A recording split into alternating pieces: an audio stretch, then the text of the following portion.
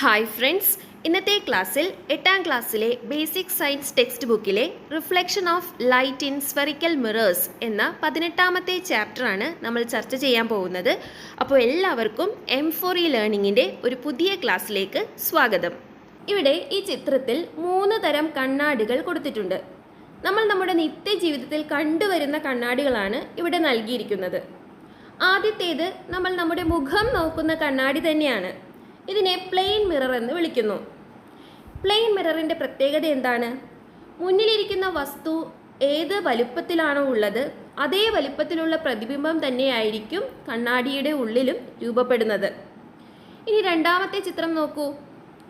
ഈ കണ്ണാടി നിങ്ങൾ എവിടെയെങ്കിലും കണ്ടിട്ടുണ്ടോ? റോഡിലെ വളവിലൊക്കെ പ്ലേസ് ചെയ്തിട്ടുണ്ടാകും അല്ലേ? ആക്സിഡൻസ് ഒക്കെ ഒഴിവാക്കുന്നതിന് വേണ്ടി റോഡിൻ്റെ വളവുകളിൽ കുറച്ച് വലുപ്പത്തിലുള്ള ഒരു കണ്ണാടി വെച്ചിട്ടുണ്ടാകും. ഇതേമാതിരി തന്നെ ഇതിൽ ഇമേജസ് അല്ലെങ്കിൽ പ്രതിബിംബം കുറച്ച് വലിയ രീതിയിലാണ് ഫോം ചെയ്തിട്ടുണ്ടാകുക. ഇനി മൂന്നാമത്തെ ചിത്രം നോക്കൂ. ഈ മിറർ എവിടെയാണ് ഉള്ളത്? നമ്മുടെ വാഹനങ്ങളുടെ സൈഡിൽ കൊടുത്തിട്ടുള്ള മിററാണ് അല്ലേ? ഇതിൻ്റെ പ്രത്യേകത എന്താണ്? വണ്ടിയുടെ പിന്നിലുള്ള കുറച്ചധികം ഭാഗത്തുള്ള വസ്തുക്കളുടെ താരതമ്യേന കുറച്ച് ചെറിയ ഇമേജാണ് ഇതിൻ്റെ ഉള്ളിൽ ഫോം ചെയ്തിട്ടുണ്ടാകുക. അപ്പോൾ നമ്മളിവിടെ 3 തരം കണ്ണാടികൾ അല്ലെങ്കിൽ മിറേഴ്സ് കണ്ടു അല്ലേ? ഇപ്പം നമ്മൾ കണ്ട 3 കണ്ണാടികളിൽ നിന്നും എന്ത് മനസ്സിലാക്കാം? Images are formed not only on plane mirrors but also on smooth curved surfaces. അതായത് ഇമേജസ് ഫോം ചെയ്യുന്നത് അല്ലെങ്കിൽ പ്രതിബിംബം രൂപപ്പെടുന്നത് പ്ലെയിൻ മിറേഴ്സിൽ മാത്രമല്ല, മറിച്ച് സ്മൂത്ത് കർവ്ഡ് സർഫസസിലും എന്ത് ഫോം ചെയ്യുന്നുണ്ട്? ഇമേജസ് ഫോം ചെയ്യുന്നുണ്ട്. സ്മൂത്ത് കർവ്ഡ് സർഫസസ് ഉള്ള മിറേഴ്സിനെ നമ്മൾ എന്താ പറയുന്നത്? സ്ഫെറിക്കൽ മിറേഴ്സ് എന്നാണ് പറയുന്നത്. അപ്പോൾ എന്താണ് ഈ spherical mirrors? Spherical mirrors R mirrors in which reflecting surface is part of A sphere. അതായത് റിഫ്ലക്റ്റ് ചെയ്യാൻ സാധിക്കുന്ന ഭാഗം ഒരു സ്ഫിയറിൻ്റെ പാർട്ടായിട്ട് വരുന്ന മിറേഴ്സിനെയാണ് സ്ഫെറിക്കൽ മിറേഴ്സ് എന്ന് പറയുന്നത്. ഇവിടെ ആദ്യത്തെ ചിത്രത്തിൽ ഒരു കംപ്ലീറ്റ് സ്ഫിയർ കൊടുത്തിട്ടുണ്ട്. ഈ ഒരു കംപ്ലീറ്റ് സ്ഫിയറിൽ നിന്നും നമുക്ക് 2 തരത്തിലുള്ള സ്ഫെറിക്കൽ മിറേഴ്സിനെ ഉണ്ടാക്കിയെടുക്കാനായിട്ട് സാധിക്കും. അതെങ്ങനെയാണെന്ന് നോക്കാം. ഒരു സ്ഫിയർ എന്ന് പറയുമ്പോൾ നിങ്ങളുടെ മനസ്സിൽ ഒരു ക്രിക്കറ്റ് ബോളോ അല്ലെങ്കിൽ ഒരു ഫുട്ബോളിൻ്റെയോ ഇമേജാണ് ഉണ്ടാകേണ്ടത്. ഓക്കെ, ഇനി ഈ ഒരു ക്രിക്കറ്റ് ബോൾ അല്ലെങ്കിൽ ഒരു സ്ഫിയറിൽ നിന്നും നമുക്ക് ഒരു ചെറിയ ഭാഗം കട്ട് ചെയ്ത് മാറ്റാം. ഓക്കെ, സോ ഇങ്ങനെ കട്ട് ചെയ്തിട്ട് ഈ ഒരു ഭാഗം നമ്മൾ എടുക്കുകയാണ്. ഓക്കെ, ആദ്യം അതിൻ്റെ ഉൾവശത്തായിട്ട് സിൽവർ പേപ്പർ ഒട്ടിച്ചു കൊടുക്കാം. നല്ല സ്മൂത്തായിട്ട് ഒട്ടിക്കണം. അപ്പോൾ എന്ത് സംഭവിക്കും? അതിൻ്റെ ഉള്ളിലായിട്ട്, അതായത് ഇവിടെ ഈ ഡാർക്ക് കളറിൽ വരച്ചിരിക്കുന്ന ഭാഗത്ത് നല്ല സ്മൂത്തായിട്ടുള്ള ഒരു റിഫ്ലക്റ്റിംഗ് സർഫസ് നമുക്ക് ലഭിക്കും. ഓക്കെ, ഇനി അതേപോലെ തന്നെ മറ്റൊരു സ്ഫിയറിൽ നിന്നും ഇതേപോലെ ഒരു ചെറിയ ഭാഗം കട്ട് ചെയ്തെടുക്കുക. അതിൻ്റെ പുറത്തായിട്ട് എന്തൊട്ടിക്കണം?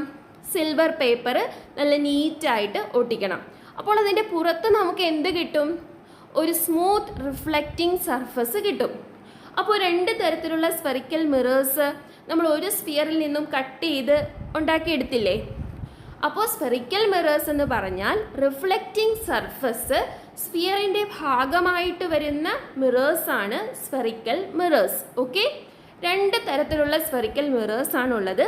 അത് ഏതൊക്കെയാണെന്ന് നമുക്ക് അടുത്ത സ്ലൈഡിൽ പഠിക്കാം. ഓക്കെ, സോ 2 തരം സ്ഫെറിക്കൽ മിറേഴ്സ് ആണുള്ളത്. ഒന്നാമത്തേത് കോൺകേവ് മിററും രണ്ടാമത്തേത് കോൺവെക്സ് മിററും. ഇവ തമ്മിലുള്ള വ്യത്യാസം എന്താണ്? Concave mirror is A mirror in which reflecting surface is curved inwards. അതായത് ഉള്ളിലേക്ക് കർവ് ചെയ്തിരിക്കുന്ന റിഫ്ലക്റ്റിംഗ് സർഫസ് ഉള്ള സ്ഫെറിക്കൽ മിററിനെയാണ് കോൺകേവ് മിറർ എന്ന് പറയുന്നത്. കോൺവെക്സ് മിറർ എന്താണ്? They are mirrors in which the reflecting surface are curved outward. Reflecting surface പുറത്തേക്ക് തള്ളി നിൽക്കുന്ന സ്ഫെറിക്കൽ മിറേഴ്സിനെയാണ് എന്ത് പറയുന്നത്? കോൺവെക്സ് മിറേഴ്സ് എന്ന് പറയുന്നത്. ആദ്യത്തെ ചിത്രത്തിൽ റിഫ്ലക്റ്റിംഗ് സർഫസ് ഉള്ളിലായിട്ടാണ് നമുക്ക് കാണാൻ പറ്റുന്നത്. എന്നാൽ രണ്ടാമത്തെ ചിത്രത്തിൽ റിഫ്ലക്റ്റിംഗ് സർഫസ് പുറത്തായിട്ടാണ് കാണാൻ പറ്റുന്നത് അല്ലേ? അപ്പോൾ ആദ്യത്തേത് കോൺകേവ് മിററാണ്, രണ്ടാമത്തേത് കോൺവെക്സ് മിററാണ്. ക്ലിയർ അല്ലേ? അപ്പോൾ കോൺകേവ് മിററും കോൺവെക്സ് മിററും എന്താണെന്ന് നല്ല വ്യക്തമായിട്ട് മനസ്സിലാക്കാൻ മറ്റെവിടെയും പോകണ്ട. നിങ്ങളുടെ വീട്ടിൽ കിച്ചണിൽ ചെല്ലുക, ഒരു സ്പൂൺ എടുത്ത് കൈ പിടിക്കുക, ആ സ്പൂണിൻ്റെ പ്രത്യേകത എന്താണെന്ന് മനസ്സിലാക്കുക. എന്താണ് ഒരു സ്പൂണിൻ്റെ പ്രത്യേകത? സ്പൂണിന് 2 റിഫ്ലക്റ്റിംഗ് സർഫസസ് ഉണ്ട്, ശരിയല്ലേ? അതായത് അതിൻ്റെ ഉൾഭാഗവും പുറം ഭാഗവും നല്ല സ്മൂത്ത് ആയിട്ടുള്ള സിൽവറി സർഫസാണ്, അതായത് റിഫ്ലക്റ്റിംഗ് സർഫസാണ്. അപ്പോൾ ഉള്ളിലേക്ക് മടങ്ങിയിരിക്കുന്ന ഭാഗം അല്ലെങ്കിൽ ഉള്ളിലേക്ക് തങ്ങിയിരിക്കുന്ന ഭാഗം എന്തായിട്ട് ആക്ട് ചെയ്യും? കോൺകേവ് മിററായിട്ട് ആക്ട് ചെയ്യും. അതേപോലെ പുറത്തേക്ക് തള്ളി നിൽക്കുന്ന ഭാഗം എന്തായിട്ടും ആക്ട് ചെയ്യും?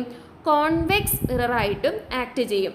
അപ്പോൾ വീട്ടിൽ പോയിട്ട് ഒരു നല്ല സ്മൂത്ത് സർഫസ് ഉള്ള ഒരു സ്പൂൺ എടുത്തിട്ട്, കഴിവതും പുതിയൊരു സ്പൂൺ ഉണ്ടെങ്കിൽ അതെടുത്ത് നിങ്ങളുടെ ഇമേജ് 2 വശത്തും നോക്കുക. 2 തരത്തിലുള്ള ഇമേജസ് ആയിരിക്കും 2 സർഫസിലും ഫോം ചെയ്യുന്നത്. സോ ഒരു സ്പൂൺ എന്തൊക്കെയായിട്ട് ആക്ട് ചെയ്യും? കോൺകേവ് മിററായിട്ടും കോൺവെക്സ് മിററായിട്ടും ഒരേ സമയം ആക്ട് ചെയ്യാൻ പറ്റുന്ന ഒരു സാധനമാണ് എന്ത്? സ്പൂൺ എന്ന് പറയുന്നത്. അപ്പോൾ ഇപ്പോൾ എന്താണ് കോൺകേവ് മിറർ, എന്താണ് കോൺവെക്സ് മിറർ എന്ന് നല്ലൊരു ഐഡിയ കിട്ടിയില്ലേ? സോ ഈ ചാപ്റ്ററിൽ നമ്മൾ ഡിസ്കസ് ചെയ്യുന്നത് സ്ഫെറിക്കൽ മിറേഴ്സിനെ കുറിച്ചാണ്. ഓക്കെ, അപ്പോൾ സ്ഫെറിക്കൽ മിറേഴ്സുമായി ബന്ധപ്പെട്ട് ചില ടേംസ് ആണ് നമ്മൾ ഇനി പരിചയപ്പെടാൻ പോകുന്നത്. ആദ്യം തന്നെ എന്താണ് സെൻറ്റർ ഓഫ് കർവേച്ചർ എന്ന് നോക്കാം.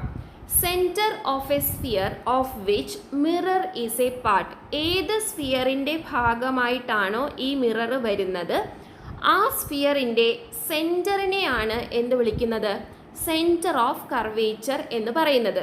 അതായത് നമ്മൾ നേരത്തെ പറഞ്ഞു, ഒരു സ്ഫിയറിൽ നിന്നും കട്ട് ചെയ്തെടുത്ത ഭാഗത്ത് റിഫ്ലക്റ്റിംഗ് സർഫസ് ഉണ്ടാക്കിയെടുത്തിട്ടാണ് നമ്മൾ സ്ഫെറിക്കൽ മിറേഴ്സ് നിർമ്മിക്കുന്നത്, അല്ലേ? അപ്പോൾ ഏത് സ്ഫിയറിൽ നിന്നാണോ നമ്മുടെ മിറർ കട്ട് ചെയ്ത് മാറ്റിയത്, ആ സ്ഫിയറിൻ്റെ സെൻറ്ററിനെയാണ് എന്ത് വിളിക്കുന്നത്? സെൻറ്റർ ഓഫ് കർവേച്ചർ എന്ന് വിളിക്കുന്നത്. നമ്മൾ സ്റ്റാൻഡേർഡായിട്ട് സെൻറ്റർ ഓഫ് കർവേച്ചറിനെ ക്യാപിറ്റൽ C ഉപയോഗിച്ചിട്ടാണ് ഡിനോട്ട് ചെയ്യുന്നത്. ഓക്കെ, പടം വരയ്ക്കുന്ന സമയത്ത് അല്ലെങ്കിൽ റേ ഡയഗ്രാംസ്, ഇങ്ങനെ നമ്മൾ വരയ്ക്കുന്ന ചിത്രത്തിനെ നമ്മൾ റേ ഡയഗ്രാംസ് എന്നാണ് പറയുക. അല്ലെങ്കിൽ മിററിൻ്റെ ഇമേജസ് നമ്മൾ വരയ്ക്കുന്ന സമയത്ത് സെൻറ്റർ ഓഫ് കർവേച്ചറിനെ എപ്പോഴും ക്യാപിറ്റൽ C ഉപയോഗിച്ചിട്ടാണ് ഡിനോട്ട് ചെയ്യുന്നത്. Okay, now any line drawn from the centre of curvature to the mirror is normal to the mirror. അതായത് സെൻറ്റർ ഓഫ് കർവേച്ചറിൽ നിന്നും നമ്മൾ മിററിലേക്ക് ഒരു ലൈൻ വരയ്ക്കുകയാണെങ്കിൽ അത് ആ മിററിൽ നോർമൽ ആയിട്ടാണ് പതിക്കുന്നത്. അതായത് 90 ഡിഗ്രിയിലായിരിക്കും പതിക്കുന്നത്. ഇവിടെ CP എന്ന് പറയുന്ന ലൈനും CA എന്ന് പറയുന്ന ലൈൻ, അതേപോലെ CB എന്ന് പറയുന്ന ലൈൻ, ഇത് മൂന്നും സെൻറ്റർ ഓഫ് കർവേച്ചറിൽ നിന്നും നമ്മുടെ സ്ഫിയറിലേക്ക് അല്ലെങ്കിൽ നമ്മുടെ മിററിലേക്ക് വരച്ചിട്ടുള്ള ലൈൻസാണ്. ഇതെല്ലാം മിററിൽ എങ്ങനെയാണ് വന്ന് വീഴുന്നത്? നോർമൽ ആയിട്ടാണ്. അതായത് ഇവിടെ എല്ലാം ഫോം ചെയ്യുന്ന ആംഗിൾ എന്തായിരിക്കും? 90 ഡിഗ്രിയാണ്. ഓക്കെ, നോർമൽ എന്ന വാക്ക് ഇൻഡിക്കേറ്റ് ചെയ്യുന്നത് അത് 90 ഡിഗ്രി ആംഗിളിലാണ് വന്ന് വീഴുന്നത് എന്നാണ്. ഓക്കെ, നമ്മളൊരു ലൈൻ വരച്ചിട്ട് ആ ലൈനിൽ മറ്റൊരു ലൈൻ നോർമൽ ആണ് എന്ന് പറഞ്ഞാൽ ഇവിടെ ഫോം ചെയ്യുന്ന ആംഗിൾ എത്രയായിരിക്കും? 90 ഡിഗ്രീസ് ആയിരിക്കും. ക്ലിയർ അല്ലേ? സോ CP, CA, CB ഇതെല്ലാം എന്താണ്? ഈ മിററിന് നോർമലായിട്ട് വരുന്ന ലൈൻസ് ആണ്. ക്ലിയർ അല്ലേ? അടുത്തത് എന്താണ് radius of curvature? Radius of കർവേച്ചറിനെ നമ്മൾ ക്യാപിറ്റൽ ലെറ്റർ R കൊണ്ടാണ് ഡിനോട്ട് ചെയ്യുന്നത്. So radius of curvature of a mirror is a radius of the sphere of which it is a part. അതായത് ഏത് സ്ഫിയറിൻ്റെ ഭാഗമായിട്ടാണോ നമ്മൾ ഈ മിററിനെ നിർമ്മിച്ചെടുത്തിരിക്കുന്നത്, ആ സ്ഫിയറിൻ്റെ റേഡിയസിനെയാണ് എന്ത് വിളിക്കുന്നത്? റേഡിയസ് ഓഫ് കർവേച്ചർ എന്ന് വിളിക്കുന്നത്. അതായത് distance from the centre of curvature to the reflecting surface of a mirror is a radius of curvature.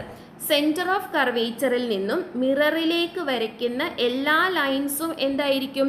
Radius of curvature ആയിരിക്കും. ഏത് സ്ഫിയറിൽ നിന്നാണോ നമ്മൾ നമ്മുടെ മിററിനെ കട്ട് ചെയ്ത് മാറ്റിയത്, ആ സ്ഫിയറിൻ്റെ റേഡിയസ് ആണ് എന്ത്? Radius of curvature.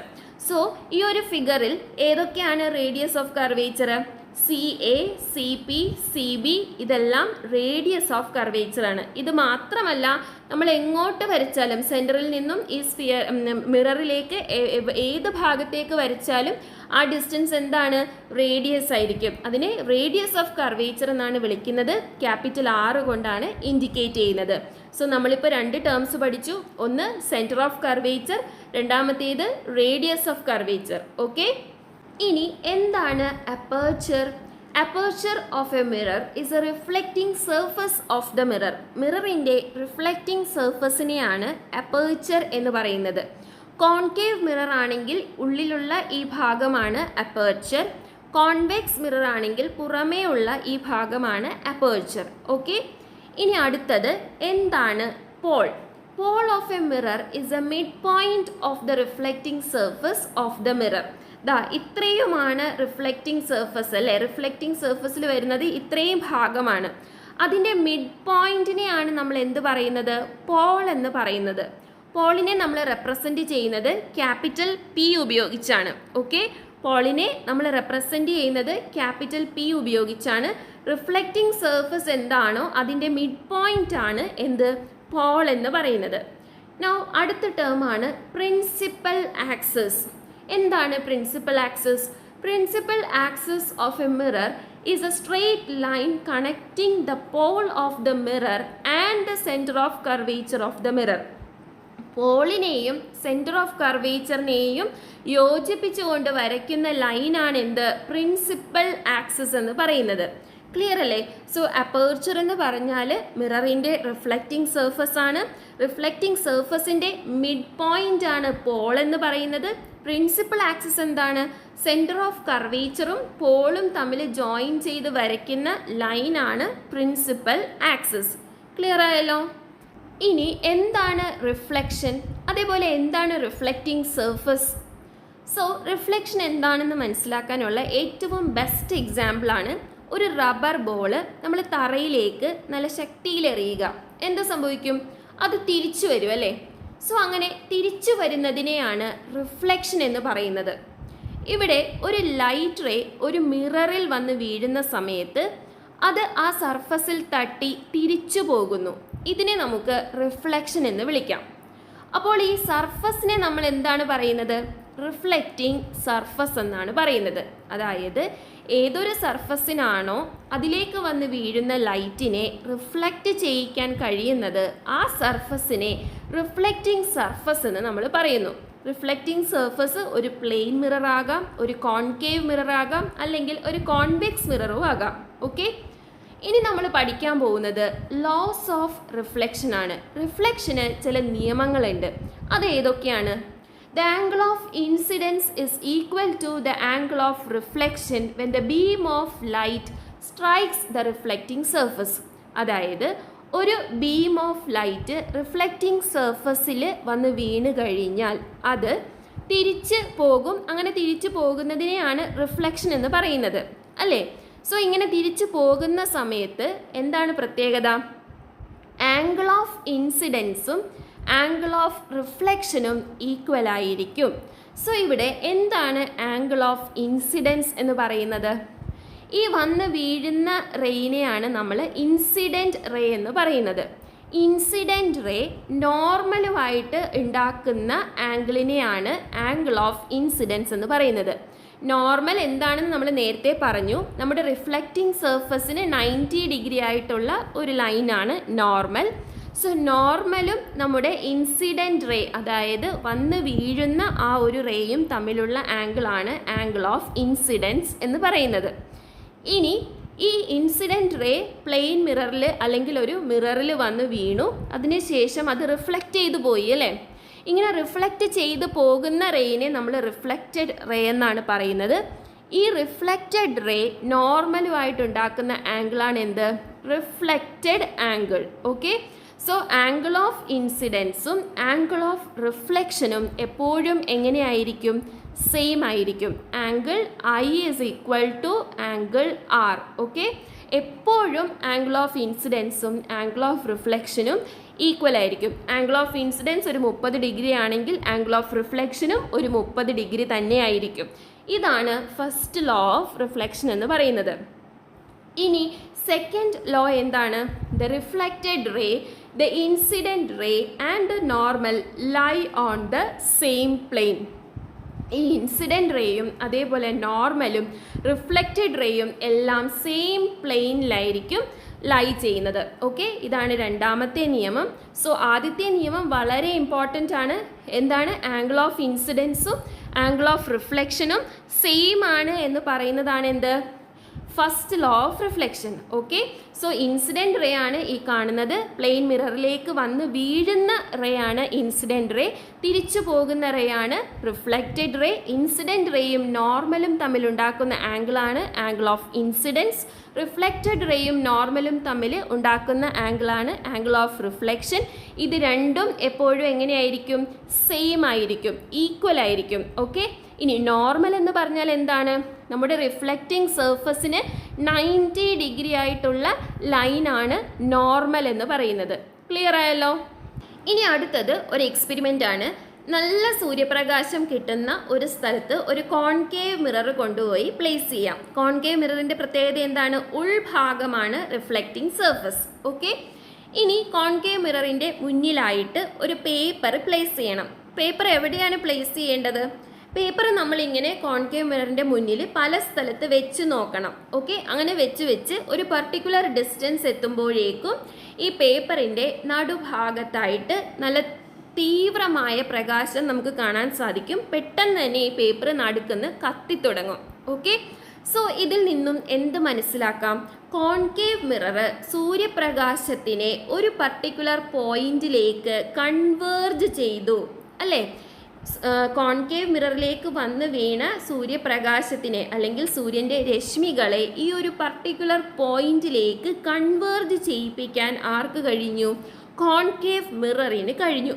അപ്പോൾ കോൺകേവ് മിററും ഈ പേപ്പർ വെച്ചിരിക്കുന്ന ഈ ഒരു ഡിസ്റ്റൻസിനും ഒരു പ്രത്യേകതയുണ്ട്. ഈ ഒരു പർട്ടിക്കുലർ ഡിസ്റ്റൻസിൽ വെച്ചാൽ മാത്രമാണ് ഈ പേപ്പർ കത്തുന്നത്. ഓക്കെ, സോ ആ ഡിസ്റ്റൻസ് എന്താണെന്ന് നമുക്ക് വഴിയെ പഠിക്കാം. സോ ഇപ്പം നമുക്ക് എന്താണ് മനസ്സിലായത്? കോൺകേവ് മിറർ ഒരു കൺവേർജിങ് മിററാണ്. അതായത് വന്ന് വീഴുന്ന രശ്മികളെ ഒരു പർട്ടിക്കുലർ പോയിന്റിലേക്ക് കൺവേർജ് ചെയ്യിപ്പിക്കാൻ ശേഷിയുള്ള മിററാണ് കോൺകേവ് മിറർ. ഓക്കെ, സോ ഏത് പോയിന്റിലേക്കാണോ ഒരു കോൺകേവ് മിറർ എല്ലാ രശ്മികളെയും കൺവേർജ് ചെയ്യിപ്പിക്കുന്നത് ആ പോയിന്റിനെയാണ് എന്ത് വിളിക്കുന്നത്? ഫോക്കസ് അല്ലെങ്കിൽ principal focus of a concave mirror. അതായത് rays of light incident on a concave mirror parallel to the principal axis passes through a fixed point on principal axis after reflection. അതായത് ഒരു concave മിററിലേക്ക് parallel ആയിട്ടുള്ള പ്രകാശം വന്ന് വീഴുകയാണ്. Parallel എന്ന് പറയുമ്പോൾ principal ആക്സിസിന് parallel ആയിട്ട് പ്രകാശം വന്ന് വീഴുകയാണ്. ഈ ഓരോ പ്രകാശരശ്മികളും ആഫ്റ്റർ റിഫ്ലക്ഷൻ ഒരു പർട്ടിക്കുലർ പോയിന്റിലേക്കായിരിക്കും പോകുന്നത്. അതായത് വന്ന് വീഴുന്ന എല്ലാ രശ്മികളെയും ഈ മിറർ ഒരു പെർട്ടിക്കുലർ പോയിന്റിലേക്ക് കൺവേർജ് ചെയ്യിപ്പിച്ചു. ആ പോയിന്റിനെയാണ് എന്ത് പറയുന്നത്? പ്രിൻസിപ്പൽ ഫോക്കസ് എന്ന് പറയുന്നത്. This point is the principal focus of the concave mirror. So നമ്മൾ നേരത്തെ കണ്ട എക്സ്പെരിമെൻറ്റിൽ സൂര്യപ്രകാശത്തെ കോൺകേവ് മിറർ ഒരു പെർട്ടിക്കുലർ പോയിന്റിലേക്ക് കൺവേർജ് ചെയ്യിപ്പിച്ചു അല്ലേ? ആ പോയിന്റാണ് എന്ത്? ആ മിററിൻ്റെ പ്രിൻസിപ്പൽ ഫോക്കസ്. ക്ലിയർ ആയല്ലോ? സോ ഇവിടെ നമ്മൾ ഒരു കാര്യം പ്രത്യേകം മനസ്സിലാക്കിയിരിക്കണം. പ്രിൻസിപ്പൽ ആക്സിസിന് പാരലായിട്ട് മിററിലേക്ക് വന്ന് വീഴുന്ന റേസ് മാത്രമാണ് ആഫ്റ്റർ റിഫ്ലക്ഷൻ ഫോക്കസിലേക്ക് കൺവേർജ് ചെയ്യുന്നത്. ഓക്കെ, അതെപ്പോഴും ഓർത്തിരിക്കണം. പ്രിൻസിപ്പൽ ആക്സിസിന് പാരലായിട്ട് കോൺകേവ് മിററിലേക്ക് വരുന്ന ഇൻസിഡൻറ്റ് റേസ് അല്ലെങ്കിൽ വരുന്ന രശ്മികളാണ് റിഫ്ലക്ഷന് ശേഷം ഫോക്കസിലേക്ക് കൺവേർജ് ചെയ്യുന്നത്. ക്ലിയർ ആയല്ലോ? So concave mirror converging mirror ആണെന്ന് നമ്മൾ പഠിച്ചു. അതേപോലെ കോൺവെക്സ് മിററിൻ്റെ പ്രത്യേകത എന്താണ്? ദാ ഇവിടെ കൊടുത്തിരിക്കുന്നത് ഒരു കോൺവെക്സ് മിററാണ്. പുറം ഭാഗമാണ് റിഫ്ലക്റ്റിംഗ് സർഫസ്. ഓക്കെ, സോ രണ്ട് ടോർച്ച് ലൈറ്റ് ഉപയോഗിച്ച് പ്രിൻസിപ്പൽ ആക്സിസിന് പാരലായിട്ട് രണ്ട് ലൈറ്റ് റേസ് നമ്മുടെ മിററിലേക്ക് പതിപ്പിച്ചു. ഓക്കെ, സോ റിഫ്ലക്ഷന് ശേഷം റിഫ്ലക്റ്റഡ് റേ പോയ വഴിയാണ് ഈ കാണുന്നത്. ഓക്കെ, സോ ഇതിൻ്റെ പ്രത്യേകത എന്താണ്? ഒരു പർട്ടിക്കുലർ പോയിന്റിലേക്ക് കൺവേർജ് ചെയ്യുന്നില്ല അല്ലേ. കോൺകേവ് മിററിലായിരുന്നെങ്കിൽ പ്രിൻസിപ്പൽ ആക്സിസിന് പാരലായിട്ട് വരുന്ന ലൈറ്റ് റേസ് റിഫ്ലക്ഷന് ശേഷം പ്രിൻസിപ്പൽ ഫോക്കസിലേക്ക് കൺവേർജ് ചെയ്തു, ശരിയല്ലേ. ഇവിടെ എന്താ സംഭവിക്കുന്നത് ശരിക്കും? ഈ റിഫ്ലക്റ്റഡ് റേസിനെ നമ്മളൊന്ന് എക്സ്റ്റെൻഡ് ചെയ്ത് മിററിൻ്റെ ഉള്ളിലേക്ക് വരച്ചു കഴിഞ്ഞാൽ ഒരേ പോയിന്റിൽ നിന്നും ഒറിജിനേറ്റ് ചെയ്യുന്നതായിട്ട് നമുക്ക് കാണാനായിട്ട് സാധിക്കും. ആ പോയിന്റാണ് എന്ത്? ഇവിടെ കോൺവെക്സ് മിററിൻ്റെ പ്രിൻസിപ്പൽ ഫോക്കസ്. ഈ ഒരു ഇമേജിൽ കൃത്യമായി കാണിച്ചിട്ടുണ്ട്. ഈ ലൈറ്റ് റേസ് എല്ലാം പ്രിൻസിപ്പൽ ആക്സിസിന് പാരലായിട്ടുള്ള ലൈറ്റ് റേസ് ആണ്. ആഫ്റ്റർ റിഫ്ലക്ഷൻ അത് വ്യത്യസ്ത പാതയിലേക്ക് പോകുന്നുണ്ട്. ആ ലൈറ്റ് റേസിനെ എല്ലാം യോജിപ്പിച്ച് കഴിഞ്ഞാൽ അത് എവിടെ നിന്ന് വരുന്നതായിട്ട് നമുക്ക് ഫീൽ ചെയ്യും? ഈ പറയുന്ന പ്രിൻസിപ്പൽ ഫോക്കസിൽ നിന്നും വരുന്നതായിട്ടാണ് നമുക്ക് തോന്നുന്നത്. Okay, so rays of light incident on the convex mirror parallel to the principal axis appear to come from a fixed point on other side of the mirror, and this point is called principal focus of convex mirror. Clear ആയല്ലോ? So concave മിററിൻ്റെയും convex മിററിൻ്റെയും principal focus തമ്മിലുള്ള വ്യത്യാസം എന്താണ്? Concave മിററിൻ്റെ real focus ആണ്, അതായത് incident raise റിഫ്ലക്ഷന് ശേഷം കൃത്യമായി പ്രിൻസിപ്പൽ ഫോക്കസിലേക്ക് കൺവേർജ് ചെയ്യുന്നുണ്ട്. സോ യഥാർത്ഥമായ അല്ലെങ്കിൽ റിയൽ ഫോക്കസ് ആണ് കോൺകേവ് മിററിനുള്ളത്. എന്നാൽ കോൺവെക്സ് മിററിൻ്റെ ഫോക്കസിൻ്റെ പ്രത്യേകത എന്താണ്? അതൊരു വെർച്വൽ ഫോക്കസ് ആണ്, അതായത് ഫോക്കസിൽ നിന്നും വരുന്നതായി തോന്നുന്നു എന്നാണ് നമ്മൾ പറഞ്ഞത് അല്ലേ. It appears to come from the principal focus. So അങ്ങനെ ഒരു തോന്നലുള്ളത് കൊണ്ട് അത് വെർച്വൽ ഫോക്കസ് ആണ്. ഓക്കെ, ഇനി അടുത്ത പോയിന്റ് ആണ് focus lies in front of the mirror. Concave മിററിൽ റിഫ്ലക്റ്റിംഗ് സർഫസിന്റെ മുന്നിലായിട്ടാണ് എന്തുള്ളത്? പ്രിൻസിപ്പൽ ഫോക്കസ് ഉള്ളത്. എന്നാൽ കോൺവെക്സ് മിററിലെ പ്രിൻസിപ്പൽ ഫോക്കസ് എവിടെയാണ് ഉള്ളത്? ഈ കാണുന്നതാണ് റിഫ്ലക്റ്റിംഗ് സർഫസ്. എന്നാൽ focus lies behind the mirror. Reflecting സർഫസിന്റെ പുറകിലായിട്ടാണ് പ്രിൻസിപ്പൽ ഫോക്കസ് കോൺവെക്സ് മിററിലുള്ളത്. സോ നിങ്ങൾക്ക് കോൺകേവ് മിററും കോൺവെക്സ് മിററും തമ്മിൽ മാറിപ്പോകരുത്. കോൺകേവ് മിററിൻ്റേത് റിയൽ ഫോക്കസ് ആണ്, മിററിൻ്റെ സെയിം സൈഡിൽ തന്നെയാണ് ഫോക്കസ് സ്ഥിതി ചെയ്യുന്നത്. കോൺവെക്സ് മിററിൻ്റെ ഫോക്കസ് വെർച്വൽ ഫോക്കസ് ആണ്, അതേപോലെ ഫോക്കസ് മിററിൻ്റെ പുറകിലായിട്ടാണ് സ്ഥിതി ചെയ്യുന്നത്.